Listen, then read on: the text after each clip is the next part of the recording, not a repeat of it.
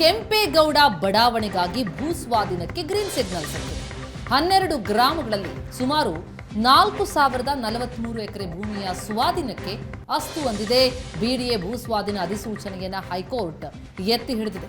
ಬಡಾವಣೆ ನಿರ್ಮಾಣಕ್ಕೆ ಅನಿಶ್ಚಿತತೆ ಏನು ತಲೆದೋರಿತ್ತು, ಅದೆಲ್ಲ ಈಗ ದೂರ ಆಗ್ತಾ ಇದೆ. ಶೀಘ್ರವೇ ನಿವೇಶನಗಳನ್ನು ಹಂಚಿಕೆ ಮಾಡೋದಕ್ಕೆ ಬಿಡಿಎ ಕೂಡ ತೀರ್ಮಾನ ಕೈಗೊಳ್ತಾ ಇದೆ. 3 ತಿಂಗಳಲ್ಲಿ ಬಿಡಿಎಗೆ ಮನವಿ ಸಲ್ಲಿಸುವಂತೆ ಮಾಲೀಕರಿಗೆ ಸೂಚನೆ ಕೊಡಲಾಗಿದೆ. ಕಾನೂನು ಪ್ರಕಾರ ವಿಚಾರಣೆ ನಡೆಸಿ ಸೂಕ್ತ ಕ್ರಮ ಕೈಗೊಳ್ಳಬೇಕು.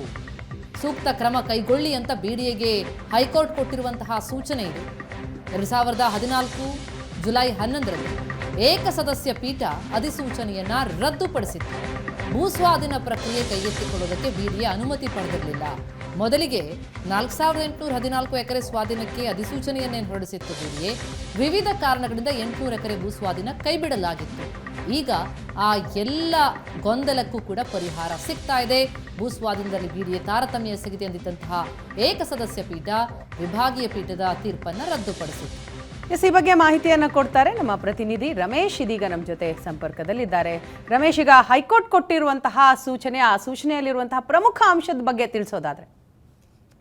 ವೀಣಾ, ಎಲ್ಲ ಒಂದ್ ಕಡೆ 2008ರಲ್ಲಿ ಏನು ಒಂದು ರಾಜ್ಯ ಸರ್ಕಾರ ಈ ಒಂದು ಆದೇಶವನ್ನ ಹೊರಡಿಸಿತ್ತು. ಅಂದ್ರೆ ನಾಡಪ್ರಭು ಕೆಂಪೇಗೌಡ ಬಡಾವಣೆಗಾಗಿ ಒಟ್ಟು 4043 ಎಕರೆ ಭೂ ಸ್ವಾಧೀನವನ್ನು ಮಾಡ್ಕೊಳ್ಬೇಕು ನಿಟ್ಟಿನಲ್ಲಿ. ಆ ನಿಟ್ಟಿನಲ್ಲಿ ಒಂದಿಷ್ಟು ತಕರಾರುಗಳು ಇಟ್ಕೊಂಡು ಹೈಕೋರ್ಟ್ಗೆ ಒಂದು ಅರ್ಜಿಯನ್ನ ಸಲ್ಲಿಸಲಾಗಿತ್ತು. ಅರ್ಜಿ ವಿಚಾರಣೆ ನಡೆಸಿದ ಸಂದರ್ಭದಲ್ಲಿ ಒಂದಷ್ಟು ವಿಚಾರಗಳನ್ನ ಇಟ್ಕೊಂಡು ಏಕಸದಸ್ಯ ಪೀಠ ಆ ಒಂದು ಭೂ ಸ್ವಾಧೀನವನ್ನ ಕೈ ಬಿಡಬೇಕು, ಅಂದ್ರೆ ಸರ್ಕಾರ ಹೊರಡಿಸಿದಂತಹ ಅಧಿಸೂಚನೆಯನ್ನ ರದ್ದು ಮಾಡಿ ಆದೇಶವನ್ನ ಮಾಡಿತ್ತು. ಅದನ್ನ ಪ್ರಶ್ನೆ ಮಾಡಿ ಬಿಡಿಎ ವಿಭಾಗೀಯ ಪೀಠದ ಮುಂದೆ ಒಂದು ಅರ್ಜಿ ಸಲ್ಲಿಸುವ ಮೂಲಕ ಎಲ್ಲ ಒಂದ್ ಕಡೆ ತಾವು ಸರ್ಕಾರ ಏನು ಭೂ ಸ್ವಾಧೀನವನ್ನು ಮಾಡ್ಲಿಕ್ಕೆ ಹೊರಟಿರುವಂತದ್ದು ಮತ್ತೆ ನಿವೇಶನಗಳನ್ನ ಮಾಡಿ ಜನರಿಗೆ ಹಂಚಲಿಕ್ಕೆ ಹೊರಟಿರುವಂತದ್ದು ಕಾನೂನುಬದ್ಧವಾಗಿದೆ ಅನ್ನುವಂಥದ್ದು ಮತ್ತೆ ತಕರಾರುಗಳಿತ್ತು. ಆ ತಕರಾರುಗಳನ್ನ ಸರಿಪಡಿಸಿ ನಾವು ಮಾಡ್ತೇವೆ ಅನ್ನುವಂತ ವಿಚಾರವನ್ನ ಹೈಕೋರ್ಟ್ ಗಮನಕ್ಕೆ ತರುವಲ್ಲಿ ಯಶಸ್ವಿ ಆಯ್ತು. ಆ ನಿಟ್ಟಿನಲ್ಲಿ ಒಂದ್ ಕಡೆ ಒಟ್ಟು ಬಿಡಿಎ ಸಲ್ಲಿಸಿದಂತ ಅರ್ಜಿ ಸೇರಿಟ್ಟು 140ಕ್ಕೂ ಹೆಚ್ಚು ತಕರಾರು ಅರ್ಜಿಗಳಿತ್ತು. ಅದೆಲ್ಲ ಮೇಲ್ಮನವಿ ಅರ್ಜಿಗಳನ್ನ ಏನು ವಿಲೇವಾರಿ ಮಾಡಿರುವಂತದ್ದು ಸಿಜೆ ದಿನೇಶ್ ಕುಮಾರ್ ಮತ್ತೆ ನ್ಯಾಯಮೂರ್ತಿ ಪೂರ್ಣಚಾರು ವಿಭಾಗೀಯ ಪೀಠ ಒಂದು ಸ್ಪಷ್ಟವಾದ ಆದೇಶವನ್ನು ಮಾಡಿರುವಂತದ್ದು. ಮತ್ತೆ ಏನೀಗ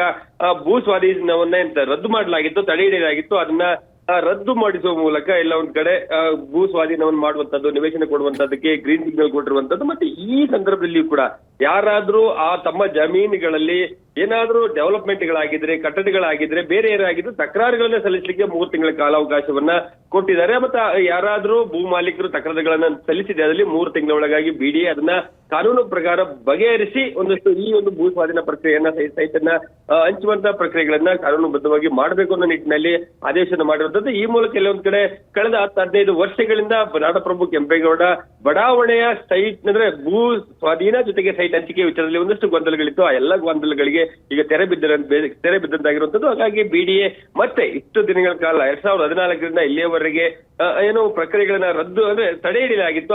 ಆ ಒಂದು ಪ್ರಕ್ರಿಯೆಗಳನ್ನ ಮತ್ತೆ ಮುಂದುವರಿಸಲಿಕ್ಕೆ ಈಗ ಎಲ್ಲಾ ರೀತಿಯಾದಂತಹ ಒಂದಷ್ಟು ಗ್ರೀನ್ ಸಿಗ್ನಲ್ ಸಿಕ್ಕಿರುವಂತಹದ್ದು. ಥ್ಯಾಂಕ್ ಯು ರಮೇಶ್ ತಮ್ಮ ಮಾಹಿತಿಗಾಗಿ.